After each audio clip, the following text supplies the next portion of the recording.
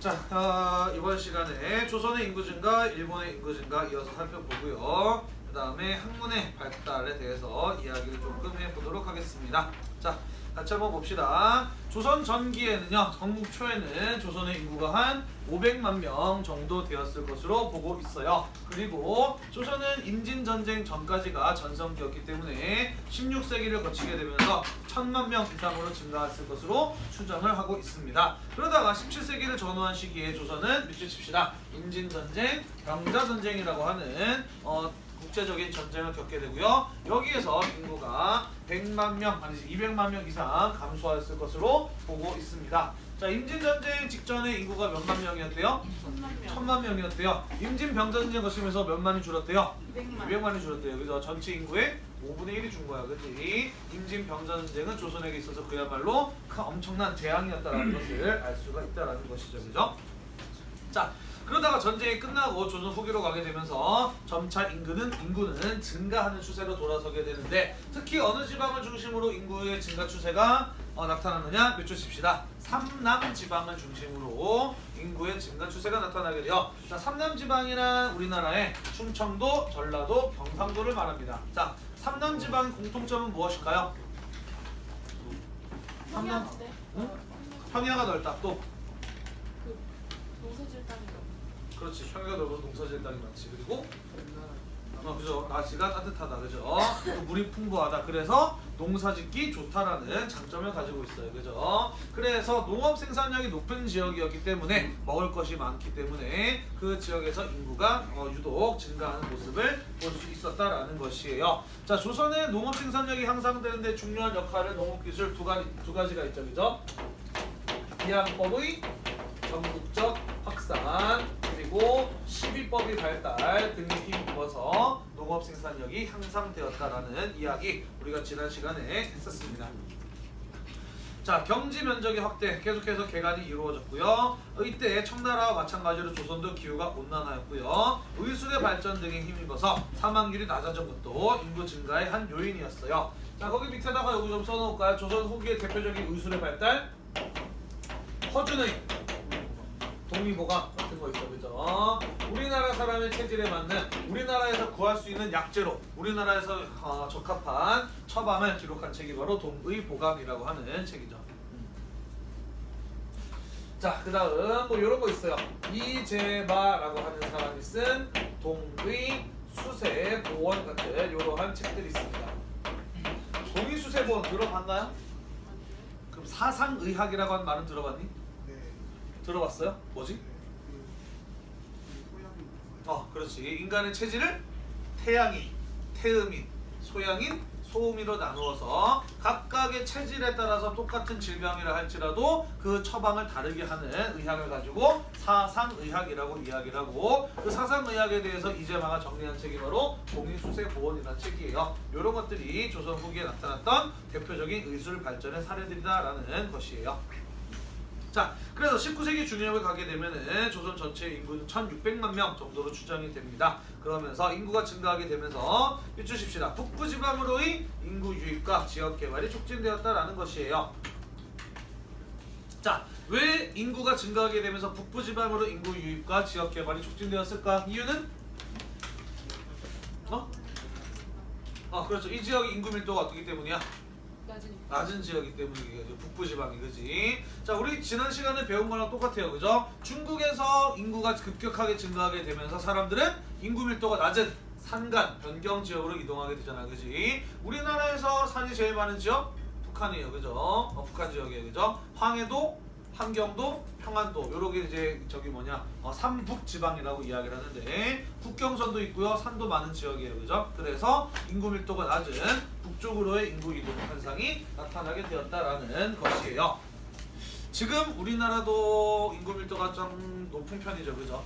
그리고 남한이라고 하는 이 조그마한 땅덩어리 안에서 분단이 되어버리게 되면서 지금 우리나라는 섬나라처럼 되어버렸어요. 그죠? 어디로 나갈 수도 없고, 그지? 이동하기 힘든 상황이 되어버렸어요. 그러다 보니까 이 조그마한 땅덩어리 안에 갇혀서 사람들이 치열한 경쟁을 하고 있는 중이고, 그죠? 그러면서 헬조선 같은 말들이 나오기도 하고 있어요. 그죠?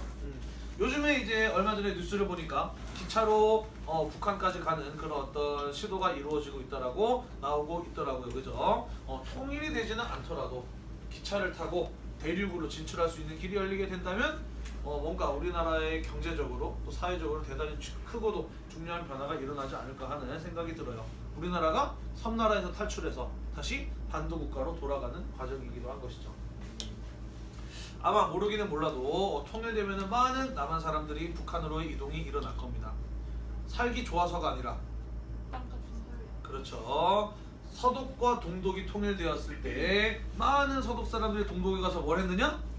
땅 샀어요. 그죠? 왜냐? 공산국가였으니까 땅값은 0원이었거든. 땅은 소유의 대상이 아니었거든. 그런데 자본주의 국가로 통일이 되면서 토지의 가격이 매기지기 시작했어. 그지? 땅값 오르기 전에 소득 사람들이 우르르 몰려가가지고 돈을 투자해서 땅을 막 사기 시작합니다. 통일되고 난 다음에 동독의 땅값이 오르죠. 그죠? 그럼 누가 돈을 버는 거예요? 서독 사람들이 돈 버는 거예요. 그죠? 그래서 아직도 독일 같은 경우에는 서독 지역과 동독이었던 지역의 경제적 격차가 꽤나 크다라고 이야기를 해요. 과거 동독에 살던 사람들의 경우에는 그런 어떤 자본을 갖지 못하고 힘들게 살고 있다고 하더라고요. 아무튼 통일은 우리에게 굉장히 중요한 기회가 될 것 같아요. 그죠? 이런 현상들을 봐도 우리는 알 수가 있죠. 자, 그 다음 일본의 인구 증가로 가보도록 합시다. 일본의 인구 증가 밑줄을 칠게요. 자, 배경 경지 면적의 대규모 증가와 집약 농업의 발전이에요. 자, 경지 면적의 증가 무슨 소리냐면은 농경지의 개간이 꾸준히 이루어졌다라는 소리죠. 집약 농업이란 거기 선생님이 뭐라고 설명을 써놨느냐? 토지의 자본과 노동을 대량으로 투입하는 농업을 집약 농업이라고 이야기를 한다. 쉽게 말해서 뭐냐면요. 그 땅이 가지고 있는 에너지, 생산력을 최대한으로 뽑아먹기 위해서 그 땅에다가 일할 수 있는 만큼의 사람들을 다 투입하는 거예요. 그 땅에다 심을 수 있는 만큼의 농작물을 최대한으로 심는 겁니다. 그래서 그 토지의 생산력을 100% 활용하는 농업을 가지고 집약 농업이라고 이야기를 하는데, 농업 기술력이 상당히 발전했을 때 나타나는 농업의 모습이에요. 그래서 땅이 넓어지고 농업 기술이 발전하게 되면서 농업 생산력이 향상되었기 때문에 일본에서도 인구가 증가하였다라는 것입니다. 자, 그러면서 전반적인 생활 수준이 향상이 되고요. 의료기술 또한 향상이 되게 되면서 출생률이 높아지고 사망률이 낮아지게 되면서 밑줄 칩시다. 일본은 17세기에 연 1%씩 성장을 하는 대단히 가파른 인구의 폭발적인 성장을 경험하게 됩니다. 자, 거기 선생님이 그래프를 넣어놨죠. 그죠? 어떻게 일본의 인구 증가가 어떻게 이루어지고 있어요? 굉장히 가파르게 인구 증가가 이루어지고 있어요. 그죠? 방금 선생님이 설명한 부분이 거기 그래프에 이렇게 빠르게 올라가는 부분에 대한 설명이에요. 1% 성장률이 높은 건가요? 라고 물어볼 수도 있는데 2017년 기준으로 우리나라의 인구 성장률은 0.39%예요. 그러니까 산업혁명 이전임에도 불구하고 인구가 1%씩 성장했다라고 하는 것은 대단히 빠른 인구 성장률이라고 볼 수가 있는 겁니다. 자, 우리가 그 그래프에서 주목해야 되는 부분은 어디냐면은 바로 여기에요. 그죠? 이렇게 빠르게 인구가 성장하고 있다가 갑자기 왜 인구의 성장이 정체되었을까? 라는 부분이 우리가 주목해 봐야 될 부분입니다. 인구 성장이 정체된 이유. 자, 그 인구의 증가가 정체된 이유는 무엇이냐? 첫 번째, 쌀값의 하락이었어요. 그죠? 무사들의 유일한 수입이 농민들이 세금으로 내는 쌀이었어. 그지? 쌀의 가격이 낮아지게 되면서 무사들은 점차 가난해지게 되었어요. 그죠? 자, 그러한 무사들의 가난이 무엇으로 이어지게 되느냐? 뭘로 이어지게 되나요? 무사들의 수입이 줄어드니까. 그렇죠. 농민들에 대한 세금 인상, 수탈로 이어지게 되는 것이죠. 그죠? 자, 그런데 제수업계도, 무사 입장에서 참으로 제수업계도 18세기로 가게 되면서 일본에서 어떤 일이 벌어졌다 그랬느냐? 장마, 지진, 태풍과 같은 이런 어떤 자연재해가 급격하게 빈발했다라고 이야기를 했어요. 그죠? 농민들에 대한 세금 부담은 올라갔는데 자연재해가 일어나게 되면서 농사는 매년 망쳤던 거예요. 그죠? 자, 그러다 보니까 흉작과 기약, 그리고 서양으로부터 들어온 콜레라균, 이런 어떤 전염병의 창궐 등으로 인해서 이 시기에는 인구 증가가 정체되었던 것이에요. 자, 이 시기에 인구 증가가 정체된 시기에 일본이 얼마나 먹고 살기 힘들었는가를 잘 보여주는 대표적인 사건이 교과서에 소개되어 있는데요. 바로 덴메이 대기근이라고 하는 사건이에요. 1782년에서부터 1788년까지 무려 6년 연속 일본에서 흉년이 이어졌어요. 6년 연속 흉년이 이어졌어요. 그러면서 수많은 사람들이 굶어 죽고 배고픔에 고통받았던 시기가 바로 덴메이 대기근이라고 불리는 시기였다라는 것입니다. 거기 그래프에 물결치는 부분과 일치하는 시기가 바로 덴메이 대기근 시기죠. 자, 그리고 이러한 인구 증가의 정체는 당시 일본 사회가 어떠하였음을 보여주는 것인가요? 상당히 어려웠다. 혼란하였다. 그래서 국가와 사회에 대해서 무엇을 갖는 사람이 많았다?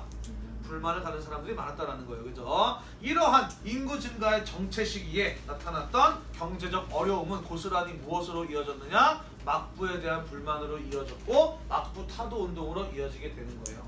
자, 거기 옆에 보면은 곧바로 그래프가 어떻게 되고 있어요? 다시 급격하게 올라가고 있어요. 그죠? 요게 무슨 일이 있었을까? 이 사이에서 무슨 일이 있었을까? 그렇죠. 바로 메이지 유신이 있었던 거예요. 막부가 무너지고 천황의 권력이 회복이 되고 이후에 일본이 빠른 속도로 근대화, 산업화, 서구화를 이루어 나가게 되면서 다시 일본의 인구가 급격하게 증가하는 모습을 보이게 되었던 것이죠. 자, 그래서 이 시기의 인구 증가의 정체는 막부가 무너지게 된 것과도 깊은 관련이 있다는 거 기억을 두도록 합시다.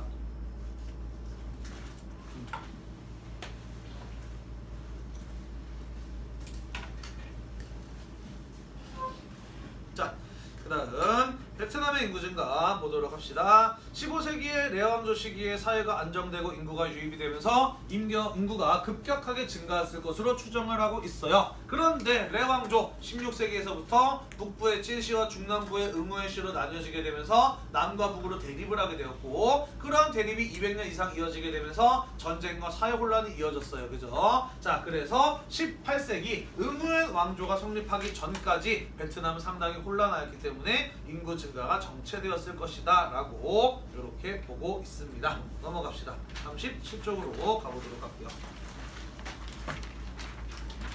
자, 시험 범위 마지막 단원이 되겠네요.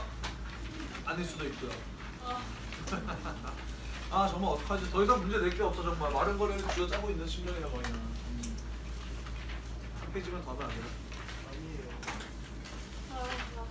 정말 뭐 되지? 정말 이제는 정말 한계에 도달했는데.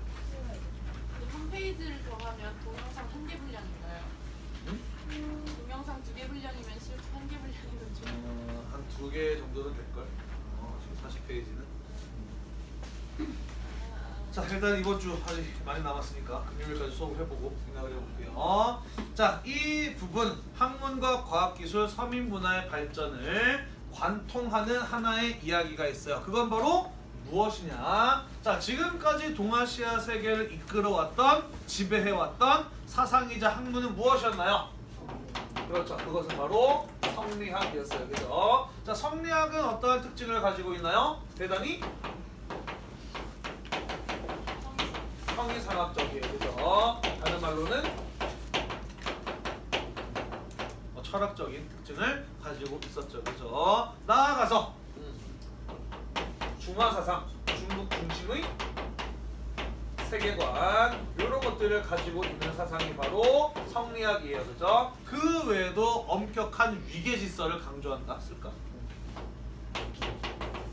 위계질서의 강조 같은 이런 어떤 특징을 가지고 있는 학문이 바로 성리학이에요. 그죠? 그래서 명나라나 조선이나 에도 막부나 새로운 정권을 수립을 하면서 새로운 국가를 세우면서 성리학을 바탕으로 통치 질서를 장악을 하고 국가와 사회를 안정시킬 수가 있었던 것입니다. 그죠? 그랬죠? 예. 네. 그래서 성리학이 동아시아 세계를 지배해 왔는데 이후에 17세기 그리고 19세기로 가게 되면서 성리학에 무엇이 나타나기 시작을 하느냐? 성리학의 한계가 나타나기 시작을 해요. 자, 우리 지난 시간에 어떤 내용들 배웠나요? 예를 들어 몇 가지 들어볼까요? 조선에서 상품화폐 경제가 발전하면서 농민이지만 부유한 분홍, 상인이지만 부유한 대상인 이런 사람들 나타났어요. 그죠? 반대로 세도 정치가 나타나게 되면서 양반들의 절대 다수는 어떻게 했습니까? 몰락을 하였어요. 그죠? 이러한 현상 성리학적으로 설명이 되나요? 안 되나요? 안 돼요. 안 돼요. 그죠? 일본에서도 마찬가지죠. 무사들이 쌀값이 하락이 되면서 가난해졌고 반대로 존인들이 성장을 했습니다. 그죠? 중국에서도요. 상품화폐 경제와 도시가 발전하게 되면서 서민들의 경제적 수준이 향상되었어요. 그죠? 이런 것들은 더 이상 성리학으로 설명이 안 된다라는 안 되는 상황이었다라는 것이죠. 그리고 이런 어떤 사회적인 변화를 더 이상 성리학이 사회적인 변화 속에서 나타났던 여러 가지 문제들을 더 이상 성리학이 해결해주지 못하는 상황이 나타나게 되었다라는 것이에요. 자, 그래서 17세기에서 18세기, 19세기를 통해서 동아시아에서는 어떤 움직임이 나타나느냐? 성리학을 무엇하고? 비판하고 성리학으로부터 무엇하려는?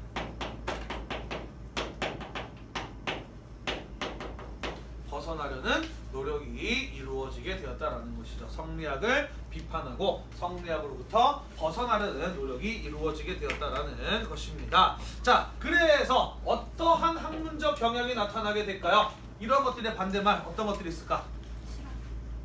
형이상학적, 철학적, 눈에 보이지 않는 것들과 반대로 눈에 보이는 것, 누가 보더라도 똑같이 볼 수밖에 없는 것, 객관적이고 과학적인 성격을 띈다라고 볼 수가 있죠. 그죠? 또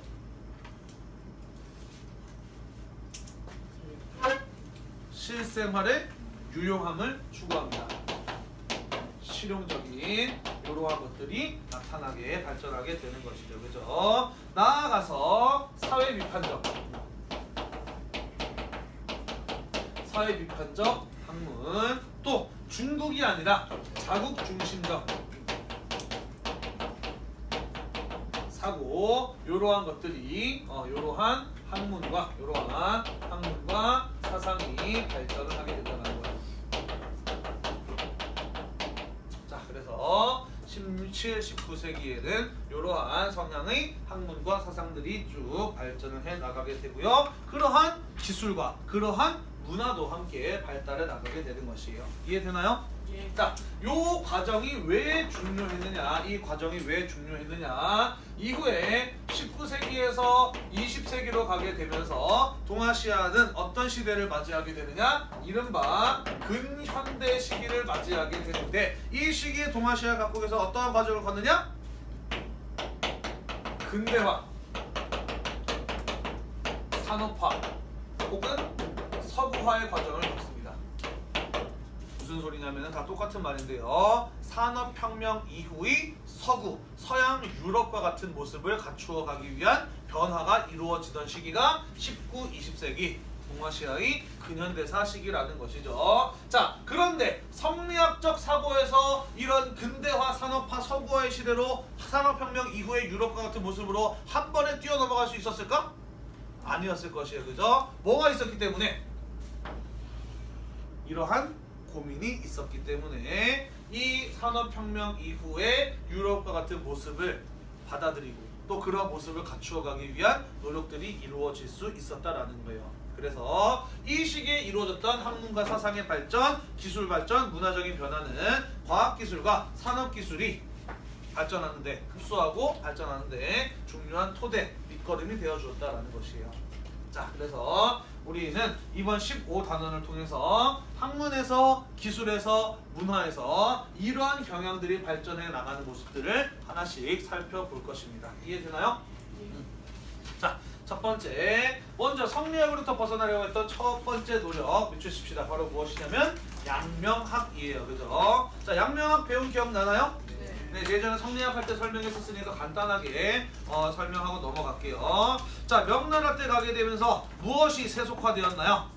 성리학이 세속화되었어요. 성리학이란 원래 인간의 본성과 우주의 원리를 탐구하는 학문인데 명나라 때 과거 시험의 기준으로 정해지게 되면서 사람들은 인간의 본성이나 우주의 원리 같은 거에 관심을 두지 않고 오로지 합격해서 출세하기 위한 목적으로 성리학을 공부하게 됐어요. 그죠? 그게 성리학의 세속화라는 모습이었죠. 또한 명대 중기 이후에 상품화폐 경제가 발전해 나가는 그러한 사회 변화를 성리학이 제대로 설명을 하지 못했어요. 그죠? 자, 그래서 성리학에 대한 비판이 나타나게 되는데 대표적인 사상거론은 육구연이라든지 또는 왕수인 같은 사람이 있었죠. 그죠? 이 사람의 호가 양명이었기 때문에 이 학문을 양명학이라고 이름 붙였죠. 그죠? 이 사람의 호가 양명이었기 때문에 양명학이라고 이름을 짓게 됩니다. 자, 성리학에서는 뭐라고 이야기를 했느냐? 성리학에서는 성즉리라 그랬어. 우리 눈에 보이지 않는 또는 느낄 수 없는 인간의 본성이 곧 우주의 원리와도 같기 때문에 뭘 해야 되느냐?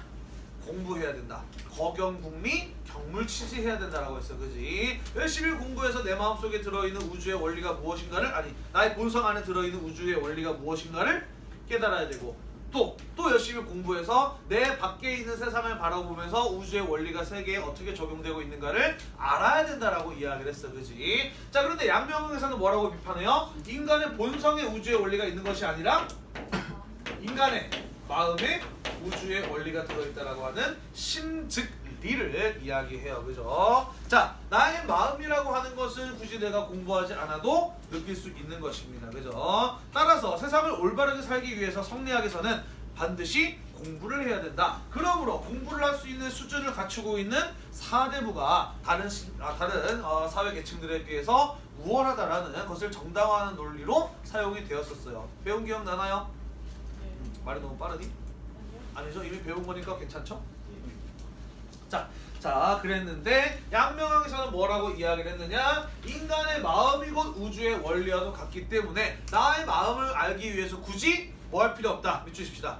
학문적 탐구를 할 필요는 없다라는 거예요. 그죠? 자, 그러면은 인간이 바르게 살기 위해서는 무엇을 해야 된다라고 주장을 했느냐? 수행! 그 방법은 바로 치양지였어요. 그죠? 자, 양지라고 하는 것은 양심이랑 비슷한 말이라 그랬어. 그지? 배우지 않아도 아는 타고난 나의 착한 바른 마음이 바로 양지예요. 그죠? 그래서 타고난 나의 착한 바른 마음이 무엇인가를 알고 그것을 잘 다스리는 것, 그게 바로 치양지라고 이야기를 했어요. 예를 들어보자면 부모님께 효도해야 된다라고 하는 생각은 내가 누구로부터 배우고 책을 읽어서 아는 것이 아니에요. 그죠? 나를 키워주고 낳아주신 부모님께 잘해드리고자 하는 것은 나의 마음을 시키는 올바른 행동인 거야. 그지? 그것을 잘 아는 것, 그것을 잘 깨닫는 것, 그게 바로 치양지라는 것이죠. 나아가서 부모님에게 효도해야 된다라는 사실을 아는 것보다 더 중요한 건 뭐예요? 실제로 효도를 실천하는 거예요. 그죠? 그래서 실천을 강조했다. 네 글자로 무엇이었어요? 그래서 지행합의를 강조했던 사상이 바로 양명학이었다라고 이야기를 했어요. 따라서 사대부만이 아니라 일반 서민 계층들도 자신의 마음을 시키는 것을 잘 따라 하면은 올바르게 살아갈 수 있기 때문에 본질적으로 밑주십시다. 모든 인간은 어떠하다라는 주장까지 이어지게 되는 거예요. 평등하다라는 주장까지 이어지게 되는 거예요. 그죠? 물론 이러한 사상은 일부 사대부들에게도 환영을 받았지만은 특히 신분이 낮았던 서민이나 상공업자 계층들에게 굉장히 큰 환영을 받았던 학문이자 사상이 바로 이 양명학인 것이에요. 자, 다만 양명을 갖는 한계는 무엇이냐? 지나친 공론화로 흐르는 폐단이었다라는 것이에요. 그죠? 무슨 소리냐? 그렇다면 인간은 태어나서 살아가면서 공부 한 태기도 안 하고 그냥 마음이 시키는 대로만 살아도 되는 건가? 그것도 아니거든. 그지? 그래서 성리학의 문제점을 제대로 비판하긴 했지만 그래서 뭐 어떡하라고 라고 물어봤을 때 그에 대한 대안을 제대로 제시하지 못했다라는 한계를 갖는다라고 이야기를 했어요. 그죠? 그래서 양명학은 성리학만큼 이 동아시아 세계에 큰 사회적인 정치적인 영향을 미치지는 못하였다라는 그런 한계를 갖는다고 이야기를 하였어요.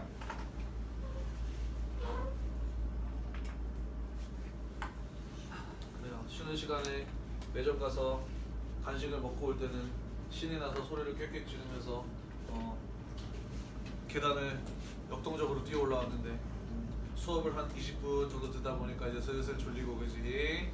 아까의 그 에너지는 어디로 갔는지 온데간데 없고 지치고 피곤하기 마련이죠. 그죠? 그렇게 해서 성공한 덕후가 될 수 있겠니? 방송사 들어갈 수 있겠어? 기획사 들어가려고요. 방송사가. 기획사는 들어갈 수 있겠어 그러면? 네, 지난 시간에 이제 그 얘기를 했어. 저기 뭐냐, 3반에 어떤 애가 이제 몬스타엑스 이제 되게 이제 좋아하면서 수업 시간에 맨날 이제 딴 거 안 하고 그것만 쳐다보고 있더라고. 누구지 알구나. 근데 예전에 그 저기 뭐냐 아는 형님 봤을 때 강타가 나왔는데 거기 이제 아는 형님 프로의 방송 작가 한 명이 강타가 노래 부르는 걸 보고 막 우는 거야. 그래서 왜 우냐고 물어봤더니 자기 고등학교 때 이메일 아이디가 강타 부인이었대. 그러니까 H.O.T를 되게 좋아하는 팬이었던 거지. 그리고 이제 지금은 결혼까지 해서 이제 결혼까지 한 사람인데 여전히 그 청소년기 시절의 오빠의 모습을 실제 방송에서 보고 노래까지 들으니까 감격해서 눈물이 나오는 거야. 그래서 다들 야, 저 사람은 정말 성모가 덕후다라고 이렇게 이야기를 했었거든.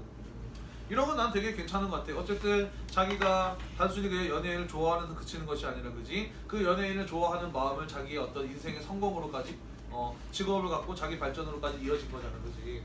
이런 어떤 원동력은 굉장히 좋다고 생각을 해요. 다만 그 학생의 경우에는 연예인을 좋아하는 마음만 크고 그 덕력을 공부로 이어지지는 않았던 그런 한계를 갖는 거죠. 안타까워서 그런 걸 보면서.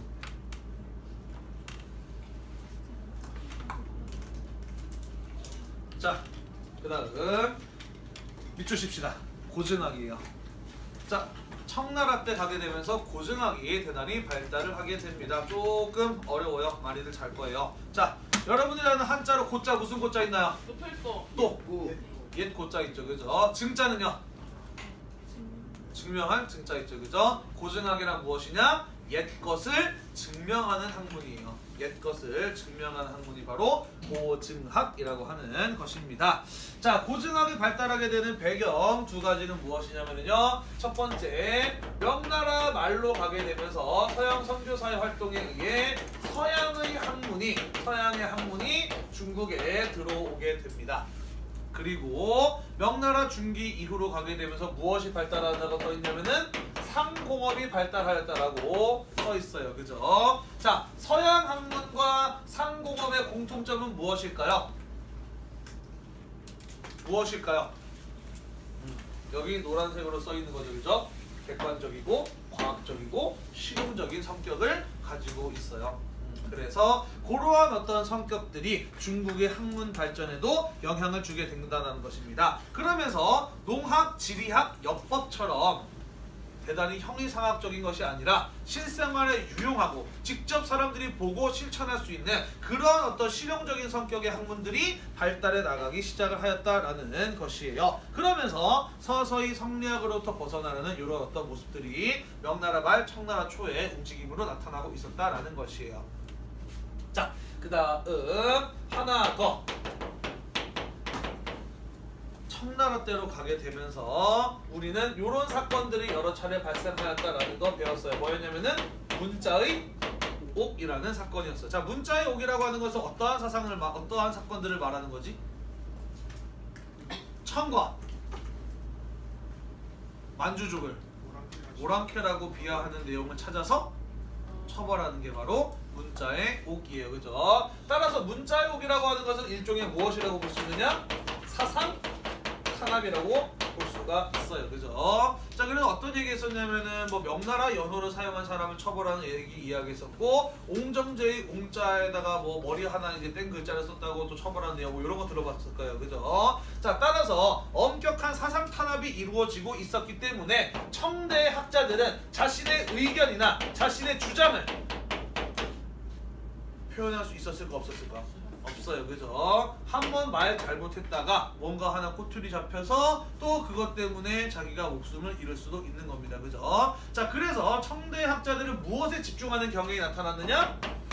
꼬투리 안 잡히려면은 누가 보더라도 옳은 사실을 밝혀야 됩니다. 그죠? 그래서 객관적인 사실에 집중하는 그러한 경향이 청나라 때 나타나게 되었다는 것이에요. 객관적인 사실이라면 그것이 옳음을 무엇해야 돼요? 증명해야 돼요. 그죠? 그래서 고증학이 발전을 하게 되는 겁니다. 이해되시나요? 예. 칠판 오랜만에 지우면서.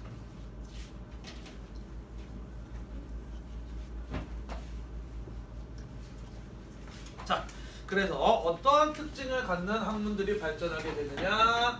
경세, 치용, 실사, 구시, 경세치적인 학문이 발달하게 됩니다. 경세치용적인 학문, 실사구시적인 학문이 발달하게 돼요. 자, 경세치용이라고 하면 무엇이냐 써놨죠, 그죠? 국가나 사회에 실질적으로 도움이 됨을 추구하는 것을 가지고 경세치용이라고 이야기를 해요. 인간의 본성, 우주의 이치 이런 것이 아니라 진짜 실질적으로 뭔가 도움이 됨을 추구한다. 그게 경세치용이에요.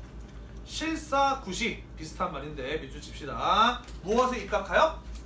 사실에 입각하여 진리를 추구함을 가지고 실사구시라고 이야기를 해요. 눈에 보이지도 않는, 느낄 수도 없는 인간의 본성, 우주의 이치, 마음 이런 게 아니라 우리가 직접 보고 만지고 느낄 수 있는 실제 사실에 입각하여 진리를 추구함을 가지고 실사구시라고 이야기를 해요.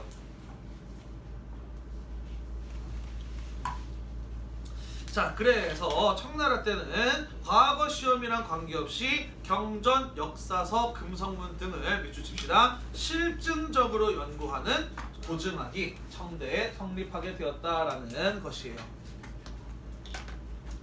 자, 금성문이 뭘까? 여러분이 아는 금자 무슨 금자 있나요? 쇠금자 있네요. 석자는요? 돌석자 있네요. 금성문이는 쇠나 돌에 쓰인 문자를 가지고 금성문이라고 이야기를 해. 대표적인 금성문은 뭐가 있을까요? 대표적인 금성문 뭐? 대표적인 금성문 뭐가 있을까? 그렇죠. 함무라비 법전도 비석이잖아, 그지? 금성문이죠. 우리가 주변에 흔히 볼 수 있는 비석, 흔히 볼 수 없나? 비석 같은 경우에는 가장 흔히 볼 수 있는 금석문이죠. 또 저기 뭐냐, 미륵사지 석탑 뭐 이런 거 들어봤니? 그죠? 미륵사지 석탑을 해체했더니 그 안에 황금으로 된 판에다가 이 미륵사지 석탑을 세운 사람이 누구인지에 대해서 새겨져 있는 것이 나왔어요. 요것도 금성문이라고 볼 수 있죠. 특징은요, 오랜 세월이 지나도 내용이 잘 변하지 않아요, 그죠? 그래서 가장 신뢰할 수 있는 옛 자료예요. 가장 신뢰할 수 있는 역사적 자료가 바로 금성문이라는 겁니다. 자, 그래서 고증학은 어떤 것이냐? 경전에, 유교 경전에, 역사책에, 비석에 옛날에 무슨 왕조 때 누가 이런 일을 했다, 공자께서 이런 말씀을 하셨다라고 기록되어 있는데 진짜? 진짜 공자께서 그런 말씀을 하셨을까? 그게 맞는지 맞지 않는지 그 사실을 검증해내는 거예요. 그게 바로 고증학이라고 하는 학문인 것입니다.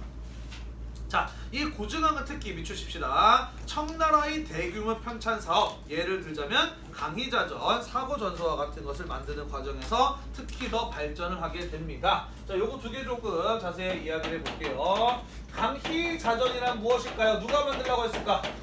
그렇죠. 강희제가 만들라고 했을지. 강희제의 명에 의해서 편찬된 것이고요. 자전이 뭘까? 자전. 아니야, 자전은 한자 사전을 줄여서 자전이라고 이야기를 해요. 자전, 한자 사전이에요. 자, 그 다음 사고전서라고 하는 것은 무엇이냐면요, 요거는 그의 손자였던 권륜제의 명에 의해 편찬된 무엇이냐면은 일종의 책 백과사전이에요. 일종의 책 백과사전입니다. 자, 이 사고전서란 무엇이냐면은요, 권륜제 때, 고대시대, 그러니까 춘추전국 그 이전에 있었던 주나라 때부터 그리고 현재 중국의 청나라 때까지 만들어진 모든 종류의 책들을 싹 다 끌어모아요. 모든 종류의 책들을 싹 다 끌어모읍니다. 그리고 그 책들을 4가지 카테고리, 4가지 종류로 편집을 한 거예요.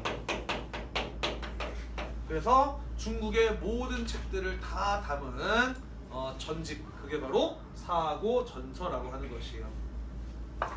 4가지 종류는 뭐 굳이 몰라도 되는데 이런 것들이에요. 경전, 역사서, 그 다음에 사상서, 그리고 문집, 문학 같은 걸 다룬 문집, 뭐 이런 4가지 카테고리로 나누어서 책들을 분류하고 정리한 작업이 바로 이 사고전서라는 것이에요. 자, 강의자전과 사고전서 하루아침에 만들어질 수 있었을까요? 아니요. 한 사람이 만들었을까요? 아니에요. 그죠? 수많은 사람이 달라붙어서 오랫동안 만들어진 국가적인 사업으로 이루어진 대규모의 편찬 사업입니다. 자, 1번 질문. 이거 왜 했을까? 다녀오세요. 왜 이런 거 만들었을까? 두 가지 이유가 있습니다. 왜 이런 거 했을까? 첫 번째, 표면적인 이유. 학문적으로 발전한 거. 그렇죠. 학문의 발전, 문화 발전이에요. 그죠? 앞으로 더 나아가려면 지금까지 우리가 어떻게 왔는가에 대한 정리가 이루어져야 돼. 그지? 그래서 언어에 대한 정리가 이루어지고 학문에 대한 정리가 이루어진 게 바로 강의자전, 사고전서예요. 이것은 청나라가 전성기에 맞이했을 때 얼마나 문화 발전에도 많은 노력을 기울였는가를 잘 보여주는 사례인 겁니다. 두 번째, 어떤 의도가 담겨 있느냐? 한자 사전 만들려면은 한자 사전 만들려면은 지금까지 사용된 한자의 사용법들을 다 읽어보고 꼼꼼하게 검토하고 이렇게 쓰일 수 있다 저렇게 쓰일 수 있다 다양한 용례에 대해서 적어야 되겠죠. 그죠? 자, 그리고 4가지 종류를 편집을 하면 이 책이 어떤 내용인지를 읽어봐야 될 거 아니야. 그지? 자, 그러면서 무엇을 찾을 수 있었을까? 청이나 만주족을 오랑캐로 비하하는 내용을 찾아서 없애거나 지우거나 읽지 못하게 하거나 할 수 있었겠지. 그지? 사상 탄압도 이루어질 수 있었기 때문에 이러한 대규모의 편찬 작업이 이루어집니다. 자, 그런데 이런 것들 읽으면서 수많은 책들을 읽으면서 이런 일이 벌어질 수도 있을 거예요. 그죠? 어떤 일들이 벌어질 수 있느냐? 과거에 있었던 하나의 사건에 대해서 이 책에서는 A라고 이야기를 하는데 저 책에서는 B라고 이야기를 하는 이러한 일들이 있을 수 있어요. 그죠? 자, 그러면은 어떤 것을 사전에 실어야 돼? 둘 다? 더 좋게 나온 거? 자, 사전은 왜 사전입니까? 어떤 사실을 실기 때문이에요? 객관적인 사실을 실기 때문에 사전인 거야. 그지? 그러니까 서로 일치하지 않는 두 개의 사실이 있다면 뭘 해야 돼? 따져서 검증을 해서 옳은 것이 무엇인가를 밝혀내야지. 그지? 그래서 강의자전과 사고전서를 만드는 과정에서 수많은 학자들이 그 책에 대한 검증 작업을 벌였고 그러면서 무엇이 발전하였다? 그러면서 뭐가 발전하였다? 검증 작업을 통해서 그렇죠. 고증학이 발전을 하게 되었다라는 것이에요.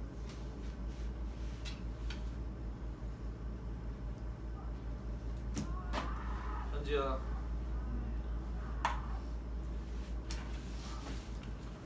깊은 사고에 빠져있기. 자, 다만 이 고증학의 한계는 무엇이었느냐? 실증에만 관심을 두었고 뮤추십시다. 무엇을 하지 못했다? 현실 사회 문제에 대한 관심을 갖지 못했다. 왜? 뭐가 이루어지고 있었기 때문에? 사상 탄압이 이루어지고 있었기 때문에. 그죠? 현실 사회 비판을 한다는 이런 어떤 측면을 갖지는 못했던 거예요. 그러니까 경세치용이고 실사구시라고 이야기를 하지만 사실은 실사구시적인 측면이 강하고 경세치용적인 측면은 약한 겁니다. 그죠? 자, 그래서 청나라 말기로 가게 되면은 그런 고증학의 한계로부터 새로운 학문이 등장해요. 그게 바로 무엇이냐면 믿주십시다. 공양학이라고 하는 것이에요. 자, 아까 얘기했듯이 많이 어렵죠. 괜찮아요. 이제 거의 다 끝나가요. 자, 공양학이란 무엇이냐? 믿주십시다. 19세기 청나라의 대외적인 위기 속에서 나타난 학문이에요. 청나라 말기로 가게 되면서 아편이 들어오고요, 은이 빠져나가고요, 서양 세력들의 침략적 접근이 일어나게 되면서 나라가 여러 차례 위기에 빠지게 됩니다. 그런데 현실 사회 문제를 외면한 고증학으로는 이런 현재 사회 문제를 해결하는 데 도움이 안 돼요. 그죠? 그래서 어떤 학문이 믿주십시다. 경세적인 사회를 국가나 사회에 실질적으로 도움이 되는 학문인 공양학이 성립하게 되었다라는 것이에요. 자, 공양학은 이름이 왜 공양학이냐? 여러 유교 경전들 가운데 공양전을 정통으로 인식하였기 때문에 이 학문을 공양학이라고 이야기를 해요. 자, 공양전 무엇이냐? 밑에 선생님이 설명을 넣어놨는데요. 춘추시대의 역사를 다룬 역사책, 공자가 쓴 춘추라는 책이 있어요.